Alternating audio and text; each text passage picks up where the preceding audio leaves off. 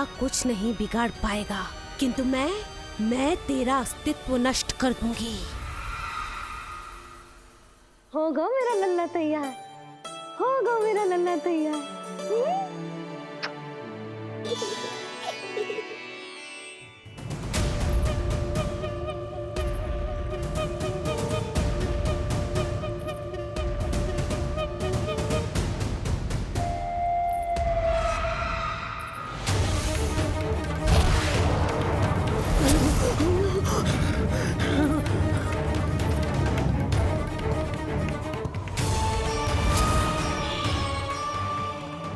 अश्लेषा नक्षत्र है पूतना, मृत्यु योग है।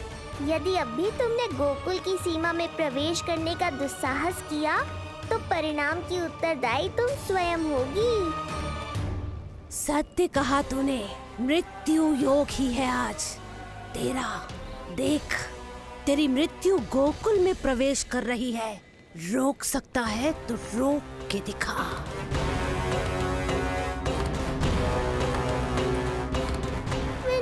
काले विपरीत बुद्धि। एक बार पूतना गोकुल में प्रवेश कर गए तो वहां विनाश का तांडव होगा, मृत्यु नाचेगी और हम कुछ भी नहीं कर पाएंगे। कुछ कीजिए स्वामी, संदेशा भिजवाइए अपने भाई को। देवकी, महल के कोने कोने पर कंस के गुप्तचरों की दृष्टि है। इस कक्ष से निकला कोई भी संदेश कहीं और पहुंचने से पहले उसके कानों में पहुंचेगा। पर हमारा पुत्र। देवकी,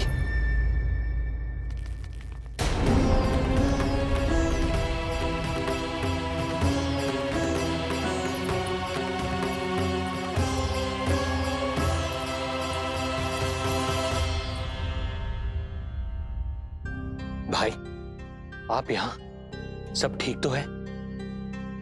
आप दोनों इतने भयभीत क्यों? मैं तो मासिक कर देने आया हूं, पता चलो कि बिटिया हुई है और कंस ने आप दोनों को कारागार से मुक्त कर दिया, तो मिलने और बधाई देने चले आए हो। और सच बात तो ये है कि मैं भी एक शुभ समाचार सुनाने आया हूं। नारायण की कृपा से यशोदा की गोद भर गई, लल्ला हुआ है हमारे यहाँ। क्या हुआ भैया, भाभी, आप दोनों प्रसन्न ना है? नहीं, बहुत प्रसन्न है हम। आपको बहुत बहुत बधाई। पुत्र को हृदय से लगाने का सुख नहीं ले सकता, किंतु जिस छाती ने उसे अपने से लगाया है, जिन बाहों ने उसे अपनी गोद में उठाया है, उनका स्पर्श तो कर ही सकता हूं।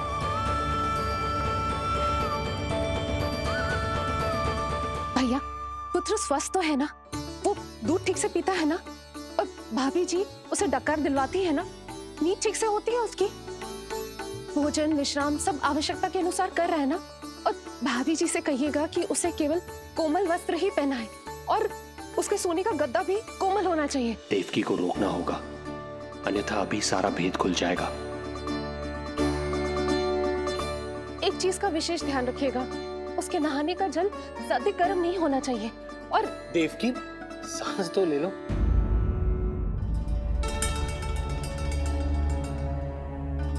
इतने सारे निर्देश, इतने सारे प्रश्न।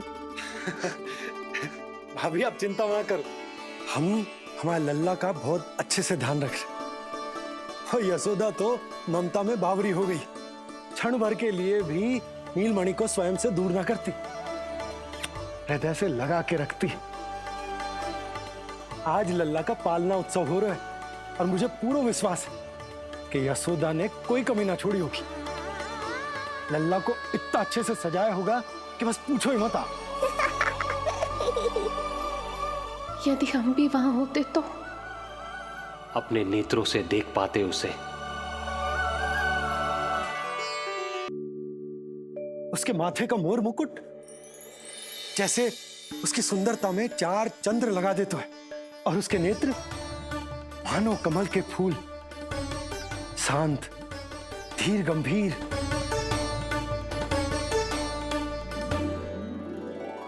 किंतु नटखटपन से भरे हुए, और रंग की तो आप पूछो ही मत। ऐसा लगता है जैसे दोपहर की कड़ी धूप के बाद शाम की शीतल मंद मंद बयार चल रही है।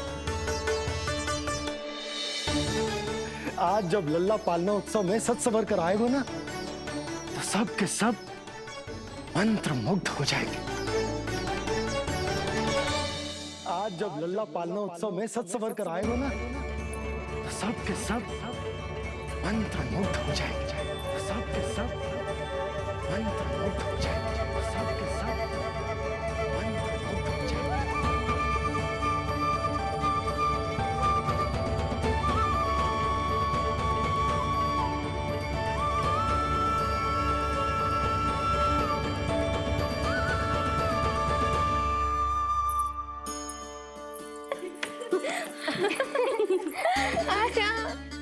लो भाई, मेरा लल्ला तो सज धज के आ गो है। अब तुम सब बताओ, इसका पालना सजो कि ना? बिल्कुल तैयार है यशोदा जी। देखो लल्ला के उपयोग के लिए कितना व्याकुल है।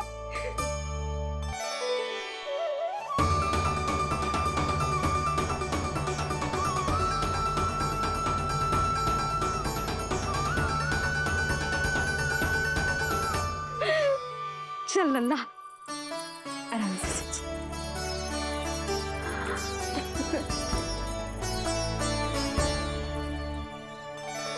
अद्भुत बात तो ये है कि आप ही की तरह यशोदा भी उसकी बहुत चिंता करती है। आज पालना उत्सव में भी तरह तरह के प्रश्न करेगी। जब तक सब कुछ जांच परख ना ले, तब तक वो लल्ला को पालने में ना लिटाएगी। कहो भाभी, कैसा लगो पालना? लल्ला का है पालना, यही बताएगो। कैसा लगो? लो जिज्जी, लल्ला ने तो हाँ कर दे। तो पाला उत्सव आरंभ करें। रुको, पहले मुझे देख तो लेने दो। पालना ठीक तो है ना? है तो सुंदर, किंतु सुरक्षित भी तो होना चाहिए। जे फूल जे आज के ही है ना? कीट पतंगे तो ना लगी इनमें? ना भाभी, आज सवेरे ही मैंने और जानकी ने स्वयं तोड़े हैं, फिर उन्हें धोया, तब जाके सजाया है इसे। और जे मोर पंख, इनकी नुकीली सिरे भीतर की ओर तो ना है?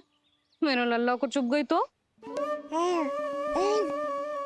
बाहर की ओर ही है जिज्जी, मैंने स्वयं लगाए हैं। और जे गद्दा और उनके वस्त्र सब कोमल है ना?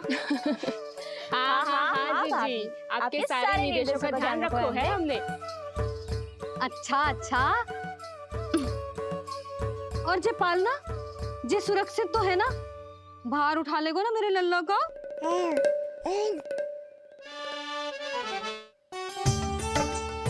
जे क्या कर रही हो सब? अरे मैं मैया हूँ, सदैव सावधान रहना चाहिए। हाँ नहीं तो।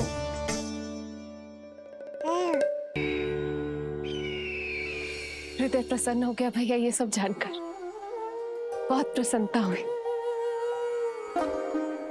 भैया, रोहिणी दीदी कैसी है? उनका पुत्र स्वस्थ तो है ना?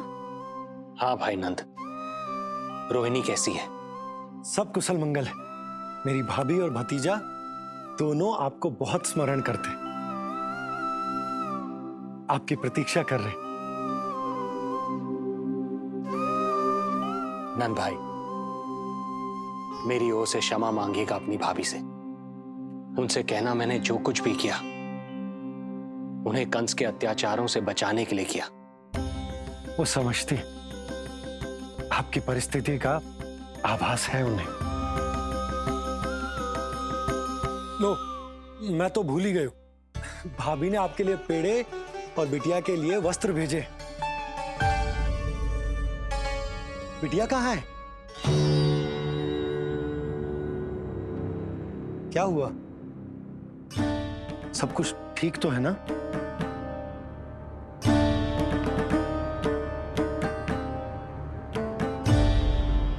आकाशवाणी में मेरे 8वें पुत्र का उल्लेख था, पर उसने मेरी गोद से मेरी पुत्री को छीन लिया और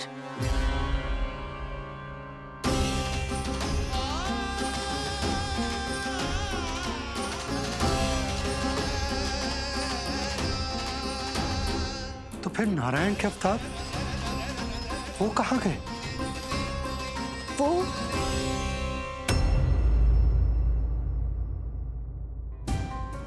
नारायण की लीला वही जाने, किंतु अब तक अवतार की मृत्यु ना कर पाने के कारण कंस क्रोध में अपना मानसिक संतुलन खो बैठा है। उसने पूतना नाम की अत्यंत भयानक राक्षसी को उन सभी बालकों की हत्या करने का आदेश दिया है जिनका जन्म पिछले 10 दिनों में हुआ।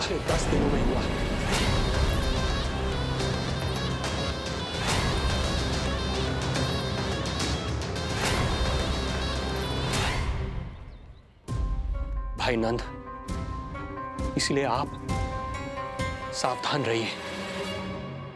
यदि उसे पता चला कि आपको पुत्र हुआ है, वो भी 7 दिन पहले, तो अनर्थ हो जाएगा। कब हुआ तुम्हारे पुत्र का जन्म? कितने समय पहले? बस 7 दिन का हो गया महाराज हमारा लल्ला।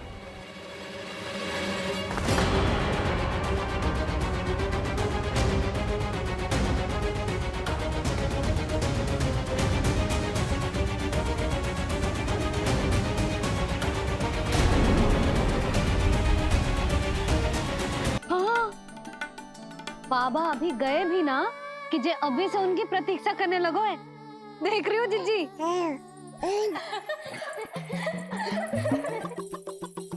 हमें लगो कि नीलमणि हमारी प्रतीक्षा कर रहे है, तो देखो नीलमणि, हम आ गए तुम सब। पालना उत्सव की कछु पड़ी भी है कि ना? आप कहो तो आप यहीं बस जाइए यशोदा भाभी, फिर तो कभी देर ना होगी। ना, ऐसी भूल मत करना। अच्छा, जो तनिक समय मुझे मेरे लल्ला के साथ मिलता है वो भी छीन लो सब मुझसे। जीजी, आप चिंता मत कीजिए, ना हमारी और ना ही पालना उत्सव की तैयारी की। रोहिणी जीजी ने कल ही सब कुछ समझा दिया था। क्यों रोहिणी जीजी? तो बस चलो संभाल लो सब कुछ। हाँ, तुम सब जाओ और अब मैं अपने लल्ला को संभालूंगी। बहुत अच्छे से तैयार करूंगी तुझे। हाँ, अभी आई तेरी मैया। अभी आई। मुझे भी एक विशेष तैयारी करनी है आज। विचित्र सा आकर्षण है बरसाना में, यहीं से प्रारंभ करती हूँ आज का तांडव।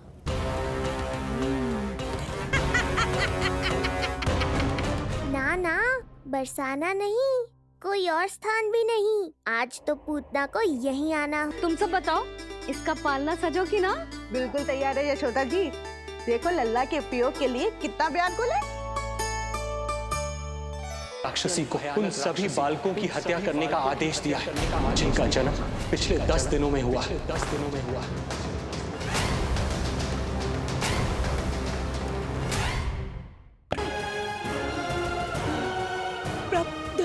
दया करो प्रभु, दया करो।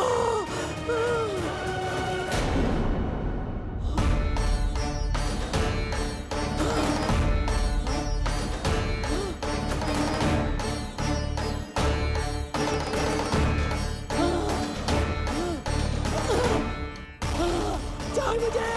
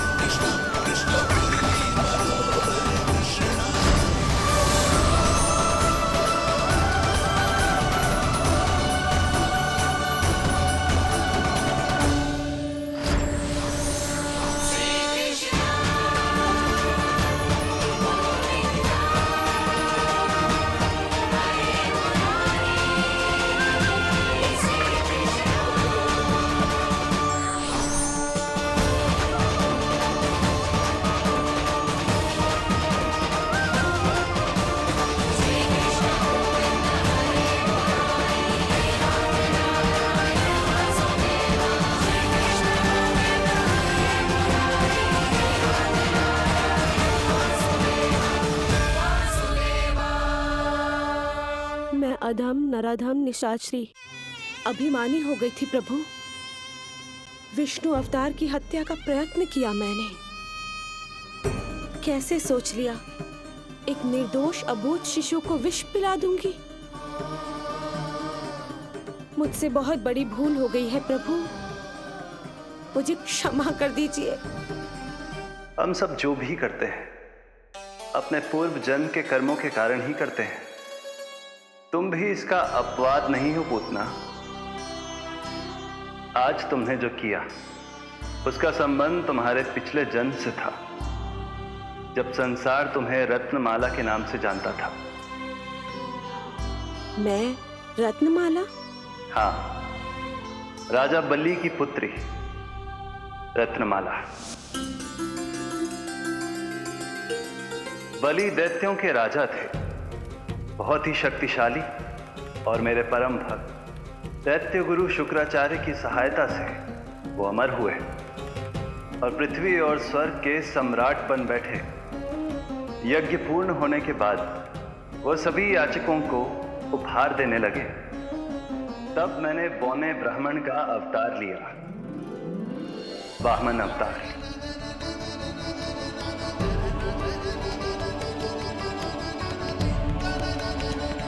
रत्नमाला के रूप में जैसे ही तुमने मुझे देखा, उस बालक जैसे अवतार के रूप से तुम भावुक हो गए। तुम्हारा हृदय ममता से भर उठा।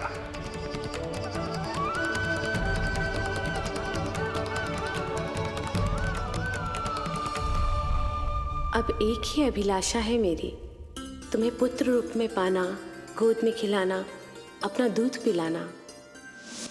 तब मैंने तुम्हें वरदान दिया कि तुम्हारी अभिलाषा अवश्य पूर्ण होगी। किंतु प्रभु, यदि वरदान था तो मैंने आपको दूध के स्थान पर विष पिलाने का दुष्कर्म क्यों किया? क्रोध के कारण, जो मैंने उस समय तुम्हारे पिता दैत्यराज महाबली के साथ किया था, उसी के कारण तुम क्रोधित हुई थी। उपहार में 3 पग स्थान मांग लिया था मैंने उनसे। किंतु इतने से उपहार से मुझे इतना क्रोध क्यों आया प्रभु? जब राजा बलि ने मेरे वामन अवतार की इच्छा पूर्ण करने का वचन दे दिया, तो मैंने विशाल त्रिविक्रम स्वरूप धारण किया।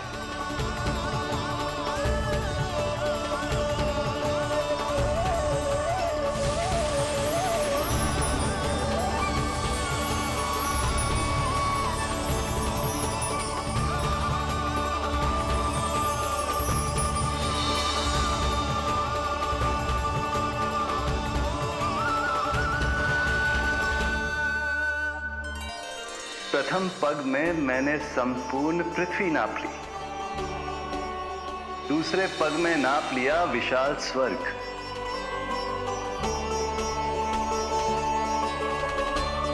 किंतु फिर राजा बलि के पास उपहार में देने के लिए कोई स्थान ही नहीं बचा। पर महाबली भी अपने वचन के पक्के थे। तीसरे पग को रखने के लिए उन्होंने मुझे अपना शीश अर्पित कर दिया। मेरे बार से महाबली पाताल लोक जाने पर विवश हो गए।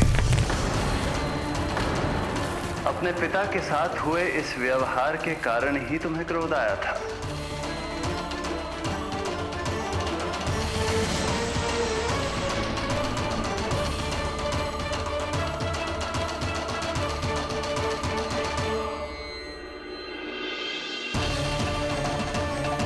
दूध पिलाने की कामना थी, पर अब विषपान कराना चाहती हूँ तुम्हें।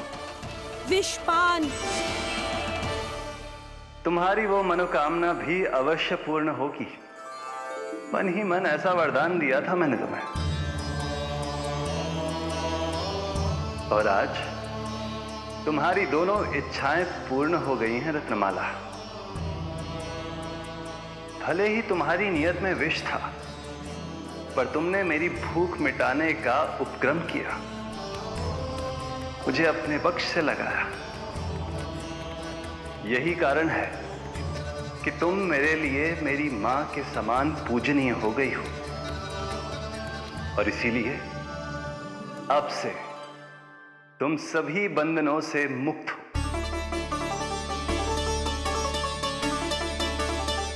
मैं तुम्हें मोक्ष प्रदान करता हूँ माँ। ओम श्री हरि।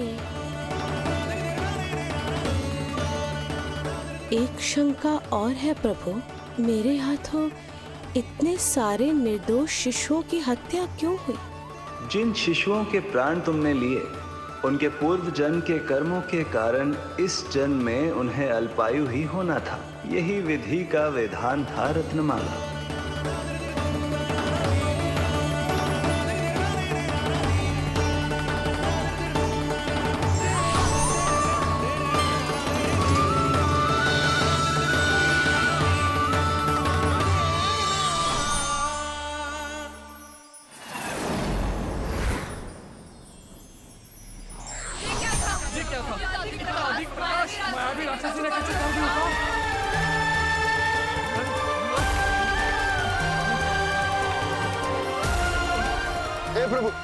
हे प्रभु रक्षा करो प्रभु।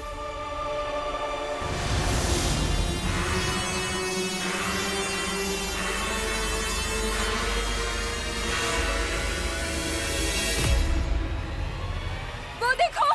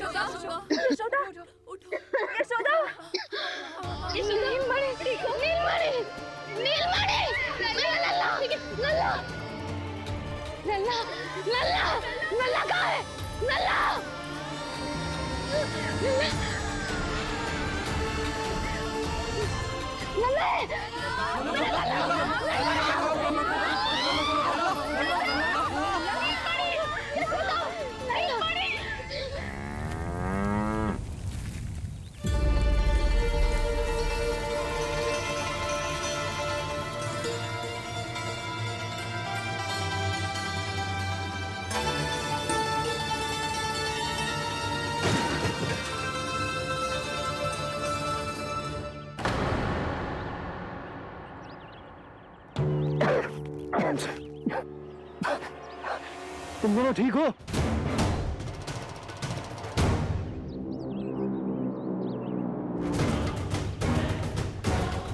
पूतना